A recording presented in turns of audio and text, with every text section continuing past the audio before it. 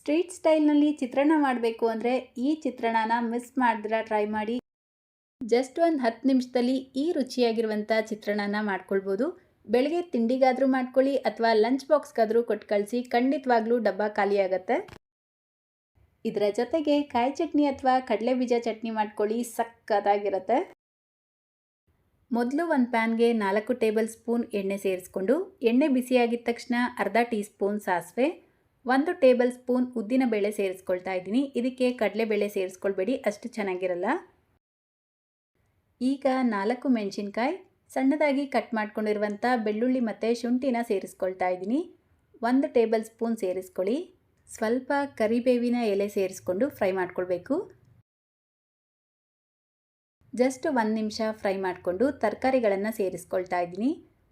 ಈ ರೀತಿ ಸಣ್ಣ ಸಣ್ಣದಾಗಿ ಕಟ್ ಮಾಡಿಬಿಟ್ಟು ಸೇರಿಸ್ಕೊಳ್ಳಿ. ನಾನಿಲ್ಲಿ ಬೀನ್ಸ್, ಕ್ಯಾರೆಟ್, ಬಟಾಣಿ ಮತ್ತು ಕ್ಯಾಪ್ಸಿಕಮ್ನ ತೊಗೊಂಡಿದ್ದೀನಿ. ನೀವು ಬೇಕಿದ್ರೆ ಇದರ ಜೊತೆಗೆ ಸ್ವೀಟ್ ಕಾರ್ನ್ ಕೂಡ ಸೇರಿಸ್ಕೊಳ್ಬೋದು, ಚೆನ್ನಾಗಿರುತ್ತೆ.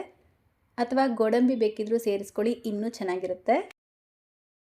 ಈಗ ರುಚಿಗೆ ತಕ್ಕಷ್ಟು ಉಪ್ಪು ಸೇರಿಸ್ಕೊಂಡು ಒಂದು 3 ರಿಂದ 4 ನಿಮಿಷ ಈ ತರಕಾರಿನ ಮೀಡಿಯಮ್ ಫ್ಲೇಮಲ್ಲೇ ಫ್ರೈ ಮಾಡ್ಕೊಳ್ಬೇಕು. 3-4 ನಿಮಿಷಗಳ ನಂತರ 1/4 ಟೀ ಸ್ಪೂನ್ ಅರಿಶಿನ ಸೇರಿಸ್ಕೊಂಡು ಮಿಕ್ಸ್ ಮಾಡ್ಕೊಳ್ತಾ ಇದ್ದೀನಿ. 1/4 ಟೀ ಸ್ಪೂನೇ ಸಾಕು, ಅದಕ್ಕಿಂತ ಹೆಚ್ಚಿಗೆ ಸೇರಿಸ್ಕೊಳ್ಬೇಡಿ.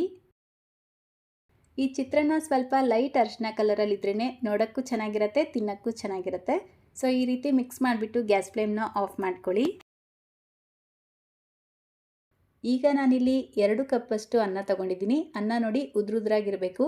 ಇದಕ್ಕೇ ಅರ್ಧ ಹೋಳು ನಿಂಬೆಹಣ್ಣಿನ ರಸ ಸೇರಿಸ್ಕೊಂಡು, ಅರ್ಧ ಕಪ್ ಕಾಯಿ ತುರಿ, ಸಣ್ಣದಾಗಿ ಕಟ್ ಮಾಡ್ಕೊಂಡಿರುವಂಥ ಕೊತ್ತಂಬರಿ ಸೊಪ್ಪು ಸ್ವಲ್ಪ ಹೆಚ್ಚಿಗೆ ಸೇರಿಸ್ಕೊಳ್ಳಿ, ಫ್ಲೇವರ್ ಚೆನ್ನಾಗಿರುತ್ತೆ.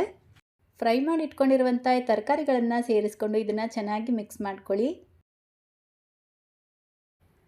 ಅಷ್ಟೇ ನೋಡಿ, ಈಗ ಸಖತ್ ಟೇಸ್ಟಿಯಾಗಿರುವಂಥ ಸ್ಟ್ರೀಟ್ ಸ್ಟೈಲ್ ವೆಜಿಟೇಬಲ್ ಚಿತ್ರಾನ್ನ ರೆಡಿಯಾಗಿದೆ. ನೋಡೋಕ್ಕೆ ಕಲರ್ಫುಲ್ಲಾಗಿ ಕಾಣ್ತಾ ಇದೆ ಅಲ್ವಾ? ತಿನ್ನೋಕ್ಕೆ ಟೇಸ್ಟಿಯಾಗಿರುತ್ತೆ. ಸೊ ಒಂದು ಸಲ ಮಿಸ್ ಮಾಡ್ದಿರ ಈ ರೆಸಿಪಿನ ಟ್ರೈ ಮಾಡಿ.